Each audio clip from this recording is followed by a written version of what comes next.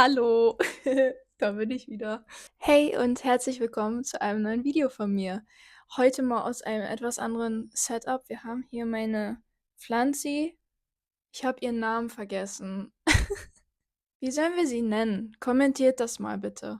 Ich weiß, ich habe wirklich, ich habe es vergessen. Ich habe sie mal getauft, aber ich weiß es nicht mehr. Ja, wie man unschwer erkennen kann, habe ich jetzt ein Mikro. Ich hoffe, die Qualität ist jetzt ein bisschen besser, weil das hat mir nicht so gefallen. Ja, wo war ich die letzten Wochen? Ich war auf meiner ersten archäologischen Ausgrabung und davon möchte ich euch heute erzählen.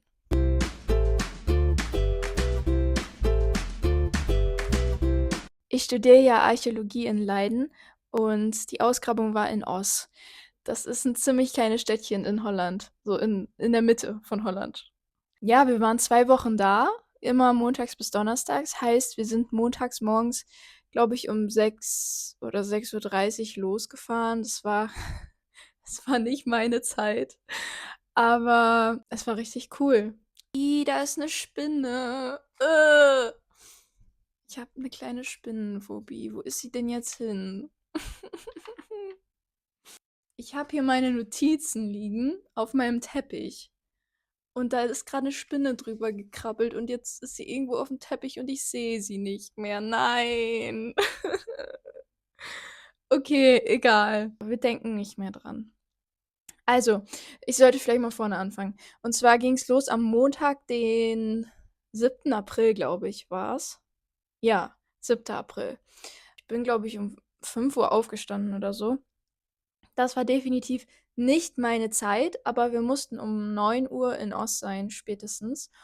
Und da man dahin ungefähr 2 Stunden fährt und man sich auf die niederländischen Züge nicht immer ganz so gut verlassen kann, ja, wollten wir eigentlich früh los. Sind dann aber doch erst um 6:30 Uhr gefahren, weil eine Freundin von mir verpennt hat. Aber egal, wir haben es pünktlich geschafft zum Glück. Dann wurde schon unser Gepäck von unserem Lieblingsprofessor abgeholt und wir sind dann zum Feld rübergelaufen. Da ist die Spinne. Scheiße. Ich habe die Spinne gefunden. Es ist nur so eine Minispinne. Es ist trotzdem nicht schön. Was mache ich denn jetzt? Ich will die auch nicht töten. Wieso habe ich Angst vor so einer Minispinne? Was ist das eigentlich? Naja, ich habe schon wieder vergessen, wo ich war. Also, wir sind dann irgendwann am Feld angekommen und das war nichts Besonderes. Also, es war ein ganz großes Feld von den Bauern. In der Woche vorher wurden schon die Trial Trenches ausgegraben, also die Graben, die großen. Die waren ungefähr, ich weiß nicht, 50 Zentimeter tief oder so. Ich weiß nicht, wie viele es waren. Es waren sehr viele, aber locker 20, 30? Ich weiß es nicht. Ich kann das absolut nicht abschätzen. Naja, auf jeden Fall haben wir dann so eine kleine Tour bekommen von unserem Professor und es stellte sich sehr schnell heraus, dass wir wahrscheinlich nichts finden werden, weil in den Graben hat man so gut wie nichts erkannt, weil es ist halt ein normales Feld, was gepflügt wird. Die obere Schicht war halt komplett weggepflügt, also da findet man definitiv nichts mehr und selbst wenn man was findet, hat es keinen Kontext mehr. Und die Schicht darunter war halt so Sand. Ja, da war nicht wirklich viel. Aber wir hatten in einem Graben etwas gefunden. Und zwar haben wir einen Burial Mound gefunden. Wie heißt das auf Deutsch? Ja, so einen Hügel, wo jemand begraben wurde. Und zwar waren da wahrscheinlich eine oder mehrere Urnen drin, aber die sind verrottet leider. Also da konnte man nichts mehr drin finden, aber wir haben auf jeden Fall die Bestätigung, dass da mal was drin war. Und dementsprechend war quasi die große Research Question. Boah, mir tut dieses Denglisch wirklich leid, ne? Diese ganzen Fachausdrücke kenne ich halt nur auf Englisch, weil ich auf Englisch studiere. Das nervt mich auch ein bisschen selber. Fun Fact: Ich mache diesen Sommer ein Praktikum in Deutschland. Das wird super, wenn ich nur die englischen Begriffe kenne. Nee, das wird toll. Naja, jedenfalls die große Research Question war also, ob wir da quasi eine große Grabstätte hatten damals oder ob das nur dieses eine Grab war, was sehr unwahrscheinlich gewesen wäre, weil diese Burial Mounds gab es meistens nur in Gruppen. Also es ist sehr selten, dass man nur einen einzelnen Burial Mound findet. Also es ist quasi eine Leergrabung gewesen. Also unsere Uni macht das jedes Jahr in Oss und bis letztes Jahr waren die noch an einem anderen Standort. Irgendwie so 3 Straßen weiter oder so. Und da haben sie sehr viel gefunden. Ich bin ein bisschen neidisch. Aber man wollte dieses Jahr quasi herausfinden, ob diese Siedlung, die sie da gefunden haben, bis letztes Jahr, ob die bis zu unserem Feld quasi weiterging oder ob die da aufgehört hat. Und es stellte sich ziemlich schnell heraus, dass es wahrscheinlich eher zweiteres war. Also, dass die nicht bis zu unserem Feld gekommen ist. Wir hatten halt diesen Burial Mound, aber halt nur das eine Grab und ja, war halt die Frage, finden wir überhaupt irgendwas in diesen 2 Wochen? Wir haben sehr viele verschiedene Aufgabenbereiche gehabt. Also wir haben quasi jeden Tag was anderes gemacht. Wir haben zum Beispiel am ersten richtigen Tag, also am Dienstag, hatten wir uns die Profile von den Gräben angeschaut. Vom einen Graben eigentlich nur. Also Profil ist quasi die, die Seite vom Graben, wo man so die Erdschichten sehen kann. Und das haben wir quasi einmal sauber gemacht, dass man es besser erkennen kann. Sauber machen heißt mit dem Spaten die äußere Schicht quasi abmachen, weil das Äußere, das trocknet natürlich immer wieder aus von der Luft und die Farbe verblasst dann. Dementsprechend mit dem Spaten haben wir dann quasi die äußere Schicht einmal abgemacht, so die äußeren, weiß ich nicht, 5 cm oder so. Und das Ganze halt gerade gemacht oder es versucht, weil ich habe es nicht so hingekriegt. Profile sind nicht meine Stärke. Ähm, naja, jeder hat Stärken und Schwächen, ne? Ja, dann sowas wie vermessen mit so einem Leveling-Instrument. Ich weiß, es tut mir so leid, ich kenne diese ganzen Fachbegriffe nur auf Englisch, ne? Das ist schlimm. Also, es gibt quasi so eine Leveling Station. Ich blende euch mal ein Foto ein, dann wisst ihr, was ich meine, hoffentlich. Damit misst man quasi die Höhe von bestimmten Punkten aus. Und ja, so was haben wir zum ersten Mal gemacht. Dann haben wir zum Beispiel das Level gecleant. Oh Gott, dieses Denglisch, das ist ja schlimm. Wir haben im Graben quasi die Fläche sauber gemacht, dass man die Features. Was heißt denn Features auf Deutsch? Ja, ich blende es euch ein, dass man die Features erkennen kann. Es gab nicht wirklich viele, also in unserer Sektion gab es keins.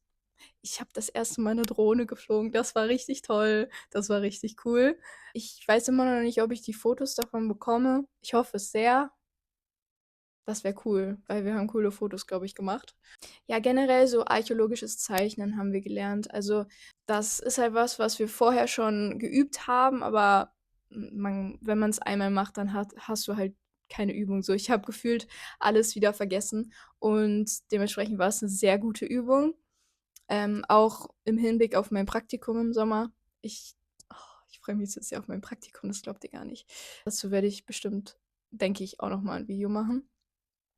Und ja, dann haben wir zum Beispiel Cross-Sectioning gemacht. Das ist quasi das richtige Ausgraben. Also wir haben einen alten Graben gefunden. Und unser Professor hat uns dann quasi in so 2 Meter Abständen jedem einen Abschnitt gegeben, den er ausgraben sollte. Und das haben wir dann auch gemacht. Wir haben nicht wirklich viel dabei gefunden. Eigentlich nur so Maulwurfsgänge und so. Aber es war trotzdem cool. Es hat sehr viel Spaß gemacht. Und dann am letzten Tag, jeder hat einen 1 Quadratmeter Abschnitt zugeordnet bekommen, den er ausgraben sollte. Und zwar musst du dafür halt erst die Grasschicht quasi einmal wegnehmen mit deinem Spaten und dann 1/4 von diesem Quadratmeter stehen lassen und den Rest ausgraben, bis die geflügte Schicht quasi aufhört. Weil wir wollten nicht, dass die Schicht darunter beschädigt wird, weil da in der Zukunft halt auch nochmal ausgegraben werden soll. Und ja, das wird quasi ausgegraben und dann dieser letzte Viertel wird quasi trocken gesiebt. Also du hast so ein großes Sieb, das ist so groß. Das soll man trocken sieben. War super, es hat geregnet. Hat richtig Spaß gemacht, hat auch richtig gut geklappt, ne? Nee, war super. Ja, wir waren nicht so erfolgreich dabei. Das war am letzten Tag. Aber ich habe 2 Stück Pottery gefunden. Ein Stück Porzellan und ein Stück irgendwas anderes an Ton. Durfte ich nicht mitnehmen natürlich, aber ich kann euch ein Foto einblenden. Das darf ich jetzt nämlich. Naja, auf jeden Fall waren wir nicht so erfolgreich in unserer Ecke. Aber 10 Minuten vor Feierabend, am letzten Tag, keep in mind, am letzten Tag. Also eigentlich hatten wir alle schon aufgegeben und weil wir haben die ganzen 2 Wochen nichts gefunden. Aber 10 Minuten vor Abpfiff, sage ich mal, hat unser Professor auf einmal uns alle zusammengerufen. Und wir waren so, what is going on? Was passiert hier? Wir sind alle hin und ein anderer Student hat tatsächlich Cremated Remains gefunden, also Knochenteile aus einer Urne. Yay! Das Ziel wurde erreicht. Es war das große Ziel, dass wir herausfinden, ob es in diesem Bereich eine Grabstätte gab. Und das ist der Beweis dafür, dass es da nicht nur ein Grab gab, sondern mehrere. Und das war richtig toll. Diese Knochenstücke, die waren ungefähr so klein, also 2 Stück. Und es sah aus wie Holz. Also, ich glaube, ich hätte es selbst nicht erkannt. Es war auf jeden Fall sehr amüsant, das so zu sehen, wie irgendwie so 30 Leute um unseren Professor herumstanden und sich so 2 mini kleine Teile angeguckt haben und sich so unnormal gefreut haben. Also, es war sehr amüsant und ich glaube, hätte das jemand Außenstehendes gesehen, der hätte sich gefragt: „Was ist da los? Was soll das sein? Diese Menschen sind komisch.“ Na ja, vielleicht sind wir auch komisch, ich weiß es nicht. Auf jeden Fall mein Fazit: Ich fand diese Ausgrabung so unfassbar toll, obwohl wir nicht wirklich was gefunden haben. Also ja, wir haben in den letzten 10 Minuten was gefunden, aber sonst haben wir an den anderen 7 Tagen nicht wirklich was gefunden und ich fand es trotzdem richtig toll. Erstmal ist es eine einzigartige Arbeit. Also, du kannst nur einmal etwas ausgraben. Wenn einmal etwas ausgegraben ist, dann kannst du das nicht mehr rückgängig machen. Heißt, du bist die einzige Person, die das jemals halt so erlebt in dem Moment und du musst es halt dann dokumentieren, damit die Nachwelt davon profitieren kann.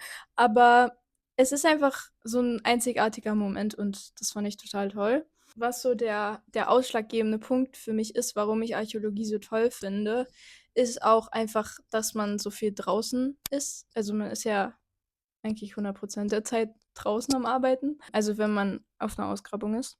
Und mir hat das total gut getan, endlich mal nicht die ganze Zeit irgendwelche elektronischen Geräte vor mir zu haben, weil das ist natürlich voll der Kontrast zum Studium. Also im Studium, wir sitzen fast den ganzen Tag am Schreibtisch vor unserem iPad und lernen irgendwelche Sachen, die natürlich auch total toll sind und interessant sind.